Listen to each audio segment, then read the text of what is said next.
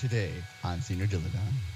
If you thought that this video was going to be about my YouTube subscribers and viewers, well, you were wrong. This is actually about these little DC brushless fans. And these are actually a little work of marvel when it comes to engineering.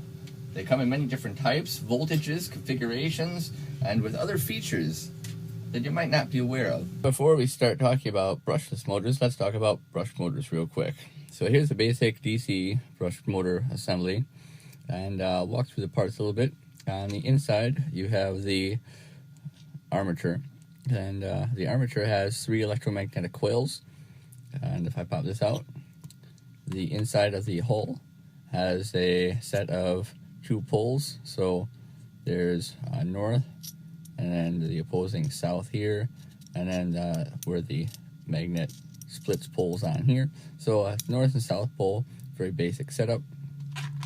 And here is the important part. On this assembly, you'll see that these little metal fins come out, and they're connected to the inputs. And what these little metal fins do is they make contact to the armature commutator. And the commutator right here is this set of 3 metal fins.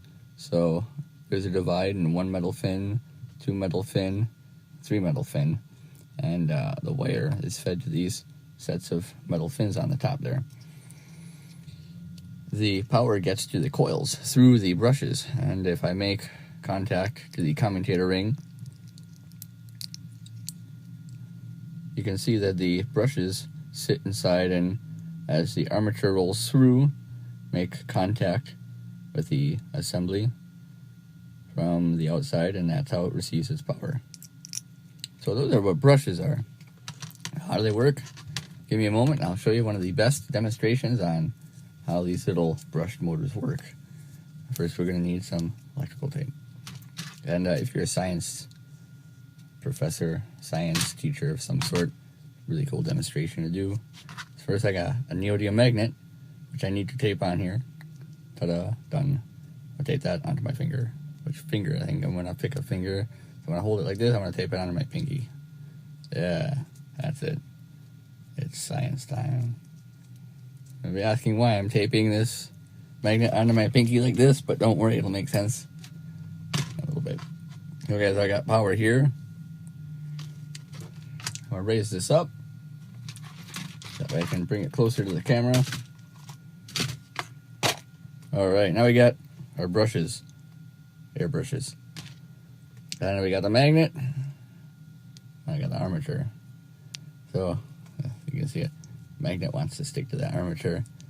Just put the magnet on the other side of my finger, so that way I can line it all up. I'm going to use these as my little brushes. Hopefully we can get that little thing to spin around in circles in my hand. Look at that. That works perfectly. Come on, you can do it. There you go. So that is how a brush motor works. Right there. Doesn't get more practical demonstration than that. There are 2 main types of DC brushless fans, impeller and propeller, and they come in many different types.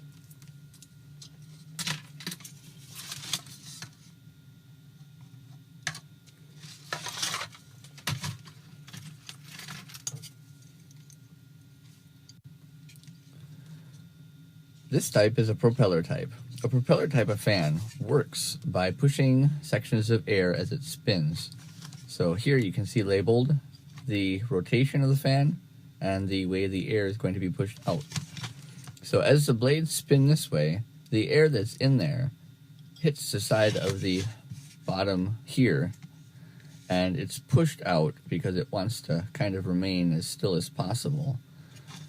So it ramps up and propels the air forward. The other type of fan is a centrifugal fan. A centrifugal fan works kind of like a merry-go-round. The air that is in between each one of these fins ends up being pushed outwards as the centrifugal force is applied to them. As the fan spins around, of course, that creates a low-pressure front then and draws in more air. This is what's used in a blower fan. So if you look inside of a blower fan, you'll see the same set of fins that are in there.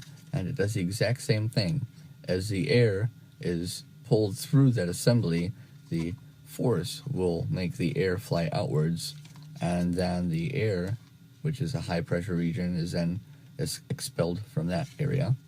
And this is the intake area. So here's where the air comes in, that is replaced by that low pressure front by the air that's being pushed out towards the side and then coming out of this front blower section here. This is a common blower fan. Regardless if it's a impeller or propeller fan, you'll notice that the bottom of the rotor actually looks identical.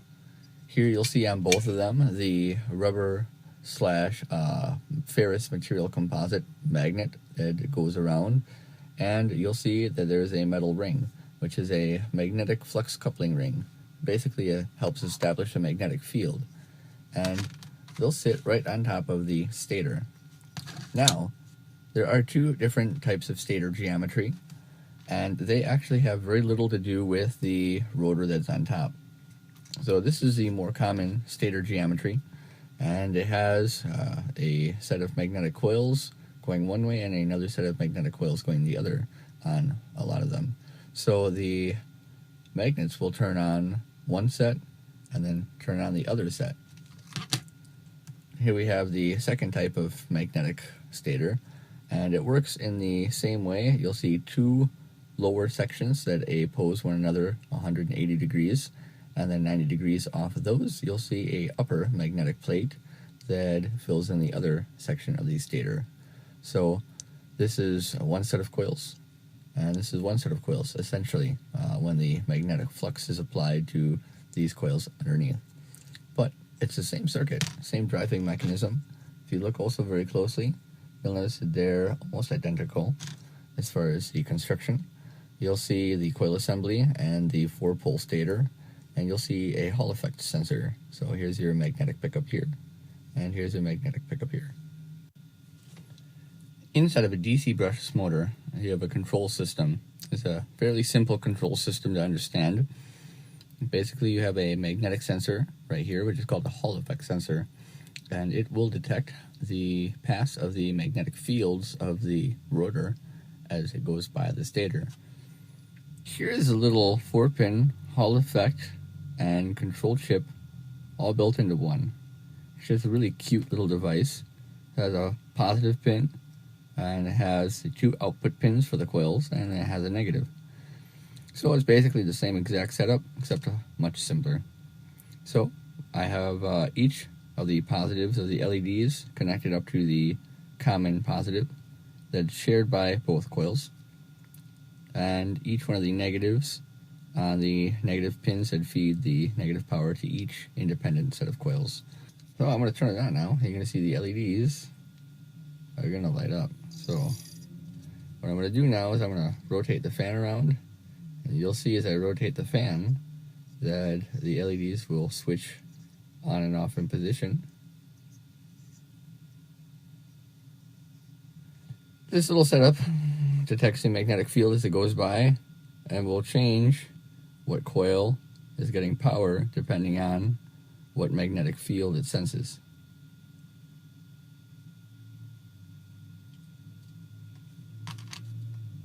So let's look at a more complicated one. Here I have LEDs connected up to a much more complicated control board. It's basically the same effect. So if I turn it on, you're going to see those LEDs start to blink the same way you did before. But here's the difference between this motor and the other motor.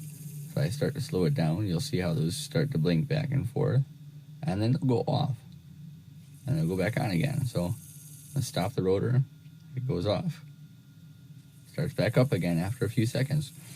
And this day designed so that way if the motor does stop running, it will not sit there and overheat. So if you ever need a cheap flashing circuit, that's where to get one.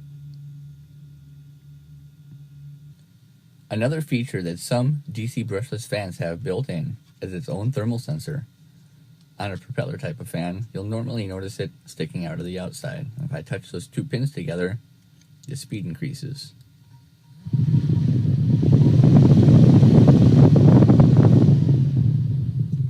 On this blower fan, you can see that there's wires that lead into here. And if you look inside, there's that little blue piece inside there. That's the thermal sensor. So if I pull it out,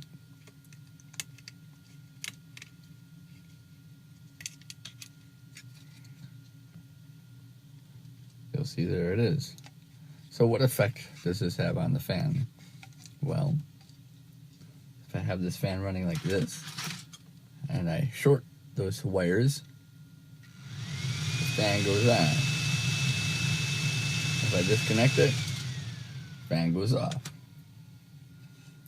With this fan, I have removed the thermistor, and now I can change the resistance and control the speed of the fan manually. So I'll turn it up a little bit.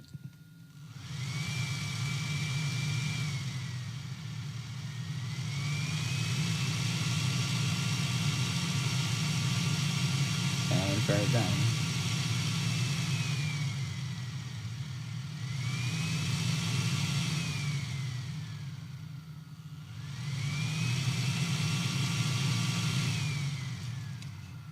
Not the right variable potentiometer, but it shows the concept. Some fans have more than 2 wires. This is connected to the tachyo signal, which tells the computer the fan is running and how fast it's running. So if I stop the fan, the LED goes off. If I start it up again, there it goes. Some fans have 4 wires.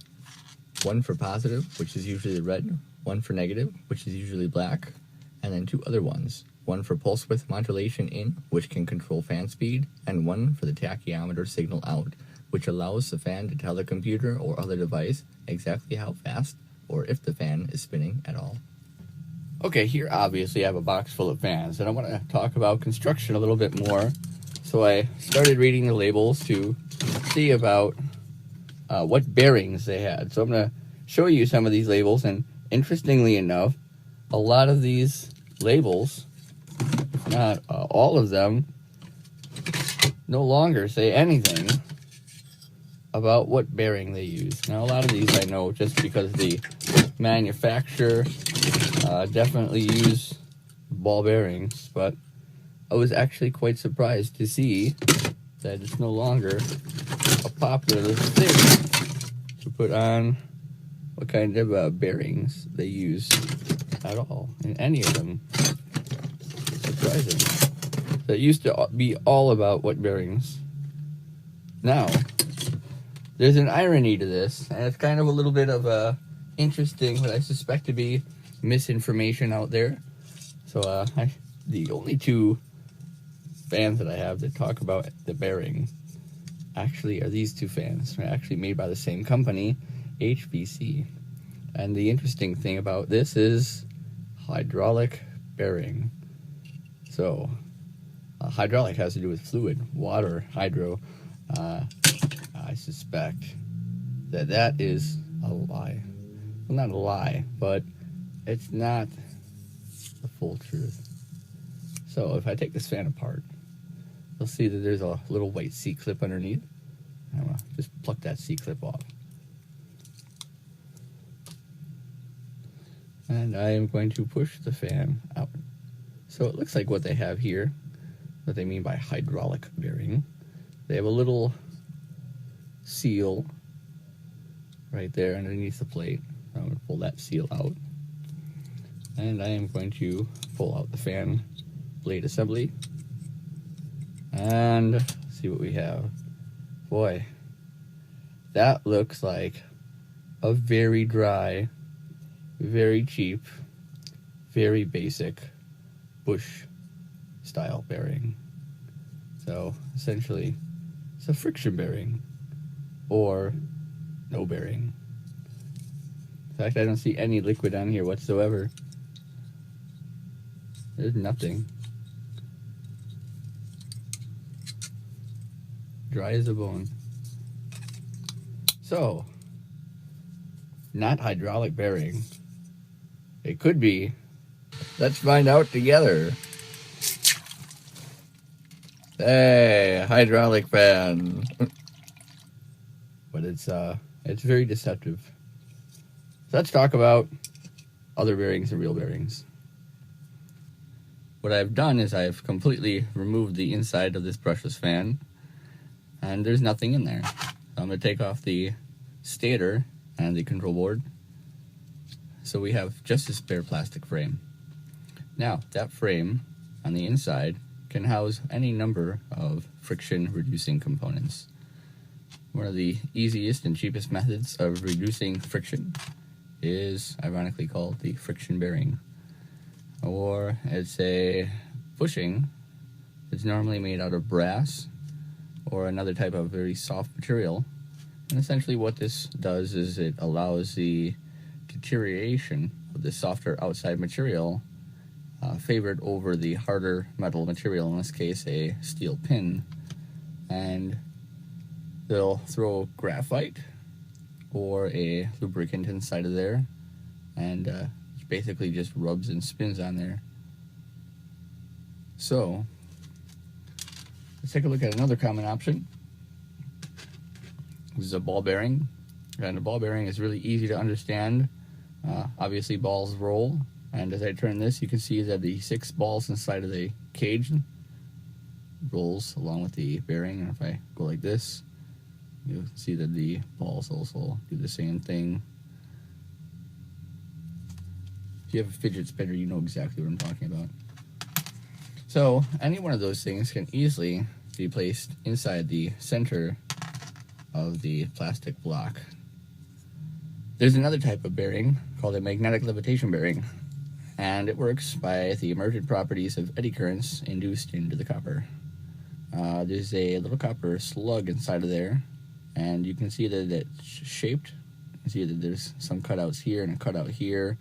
There'll be a couple more cutouts, and then there would be a field shaping piece on here is where the end is.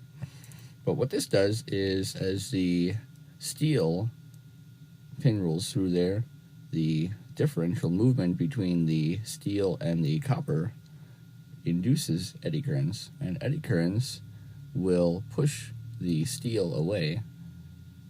I have a little demonstration to kind of show you how that works using an interesting video that I saw, and I'll link that below in the description of this video. After seeing a relatively interesting video on YouTube about eddy currents, spinning copper, and the magnetic induction and levitation that they can do, essentially I built the same little setup here. So basically it's just 2 motors, and I've got 2 pieces of copper tube here, and they rotate outwards like this. There's another motor here on the other side, and I have a little V channel in there too, so that way I can set a magnet down in there. But watch closely. So I'm gonna put this little neodymium ball in there, and when I turn on the device you're gonna see that it wants to float actually. So I'm gonna bring up the speed.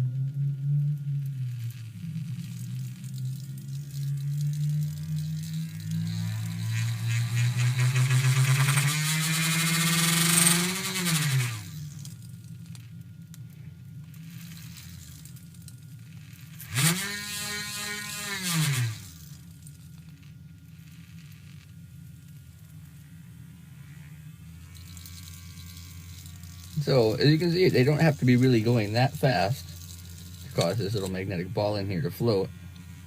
So if I can get it to the other side, it likes to go on this other side more than that. Wondering why that is. Let's take out this guy. Let's put a little bit of a bigger magnet in here. So same thing. Just drop that magnet in there. Of course, it's going to take a little bit more force to lift. So I'm going to apply more force, and you can see already that magnet wants to move. But I'm going to turn it up.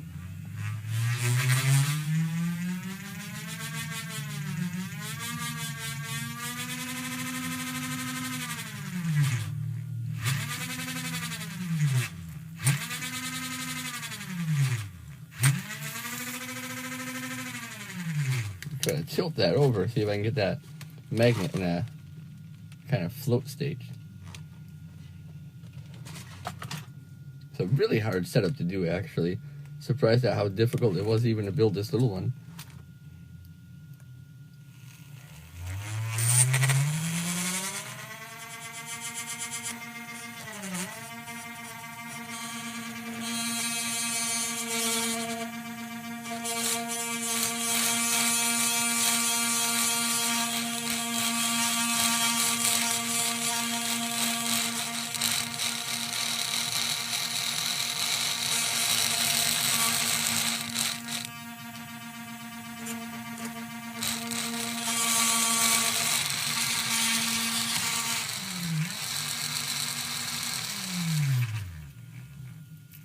Ah, that one is very off balance.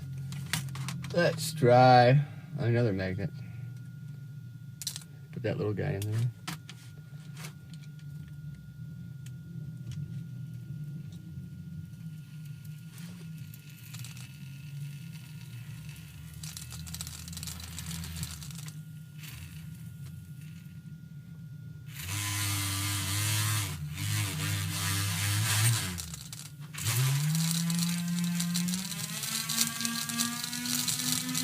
That magnet is just going bonkers in there.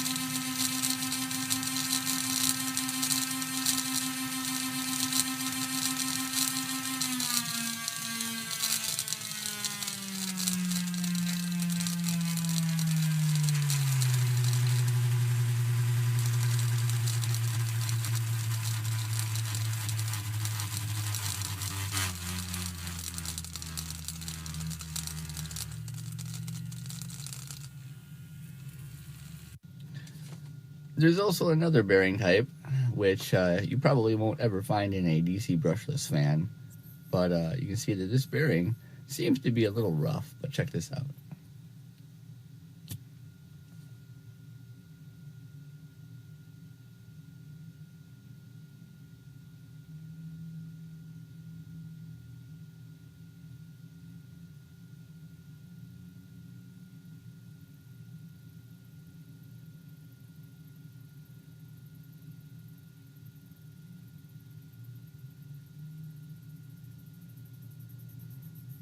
This bearing works on two sets of ultra smooth surfaces, and it's referred to as a air ceramic bearing, or air cushion bearing, ceramic bearing. And there's no lubrication at all, but instead these two surfaces, so this ultra fine smooth surface here of ceramic and this inner layer of ceramic, allow for an air cushion at relative speeds to formulate inside of there, creating another similar effect as the magnetic levitation or maglev bearing would.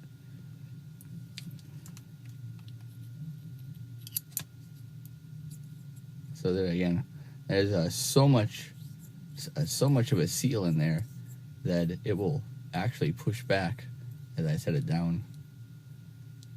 And there. But that's a really good bearing.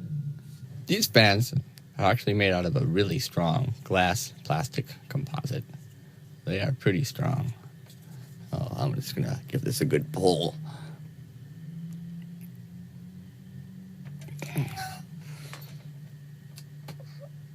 And as you see, I can't break it.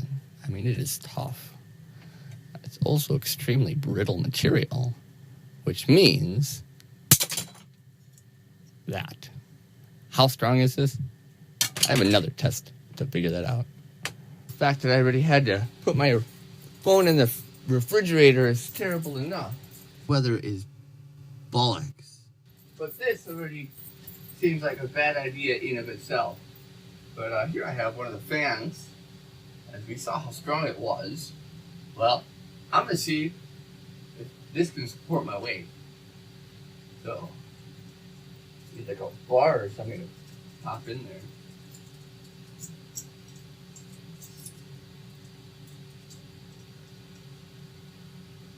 Oh, I can. Whew. Well, I need a bar.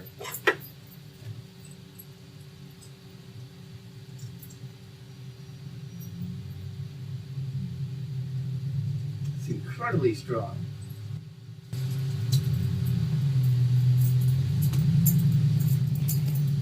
Look at that. It's incredibly strong. So this little material here, that little corner of this plastic, that can support my entire body weight. Whether it's a midget or a mite, they're all pretty much built the exact same way. In fact, side by side, they almost look identical.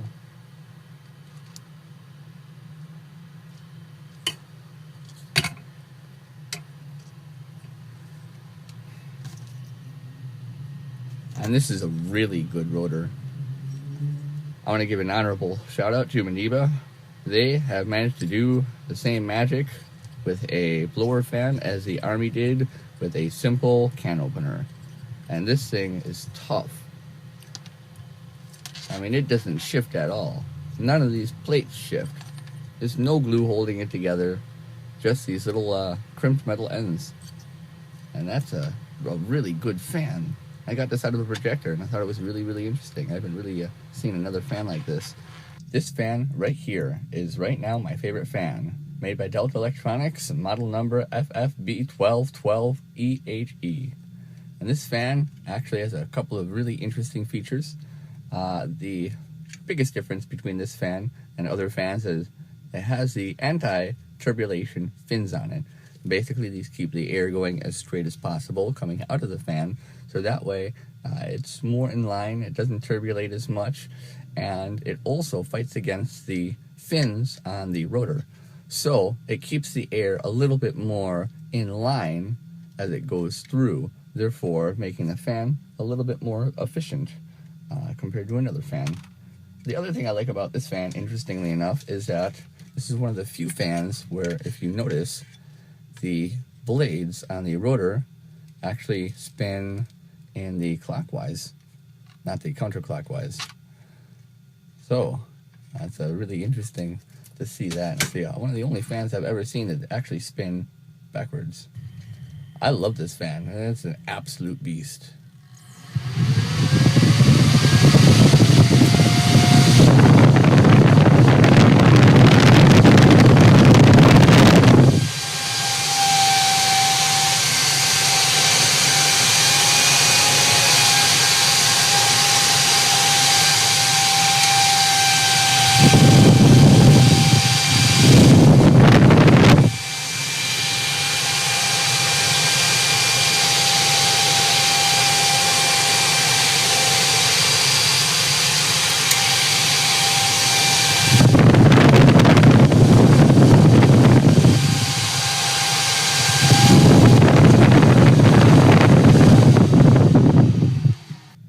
If you have broken fans laying around, you might want to keep them.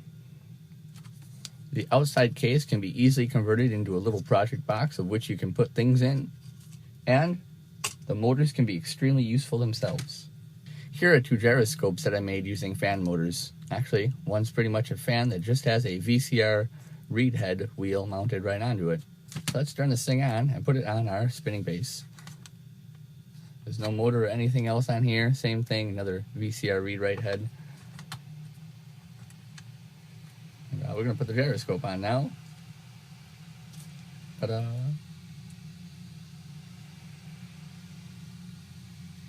Let's spin up the gyro angle.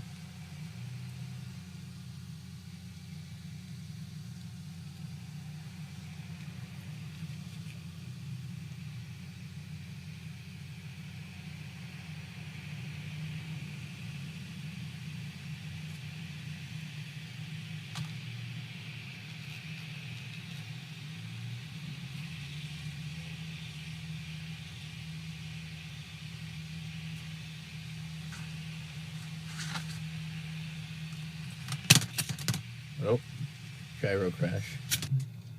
Coming up in later videos, do you want one of these? Probably not. You probably have taken things like this and have thrown them out all the time. Well, you're going to want one now, because now it looks like that.